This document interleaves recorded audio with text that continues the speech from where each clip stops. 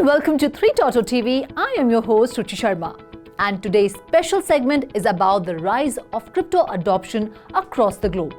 We know that after the massive banking turmoil following the collapse of major banks like Silvergate, Silicon Valley Bank, Signature Bank, First Republic, and Credit Suisse, global investors started looking at digital assets as an alternative to the traditional banking system. Bitcoin has risen 40% on the back of the banking crisis, bringing Bitcoin's rally to almost 70% so far this year. Now it seems the global banking crisis has rekindled the interest of governments and policymakers who now seem to be cozying up to the virtual currencies at last. Out there in China, a court of law has recognized crypto as a virtual asset. The Shanghai High People's Court has given a ruling that Bitcoin comes in the category of a virtual asset, and despite the cryptocurrency trading ban, comes under the protection of the Chinese law. The court also stated in its ruling that Bitcoin possessed economic worth. The court's official WeChat channel posted a notice last week. In the actual trial practice, the People's Court has formed a unified opinion on the legal position of Bitcoin and identified it as virtual property. The message further reiterated Bitcoin's status as an asset which has a certain economic value and conforms to the property's attributes. The legal rules of property rights are applied for protection.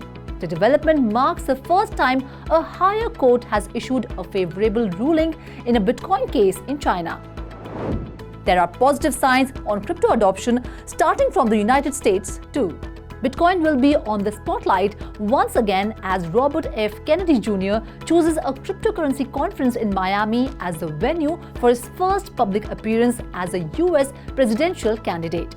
At the conference, one of the most prominent topics of conversation that attendees are anticipating will be Bitcoin. Kennedy has been a vocal proponent of the industry, and his attendance at the event is crucial since it provides him with the opportunity to engage in conversation with a sizable segment of the voting population. It was a clear move on Kennedy's part to agree to deliver a lecture at the Bitcoin 2023 conference because it gives him the opportunity to hobnob with a substantial segment of his supporters and perhaps new ones. Liechtenstein, a small European country, has said yes to Bitcoin. The Prime Minister of Liechtenstein, Daniel Risch, has said he wants citizens to be able to pay for government services with Bitcoin.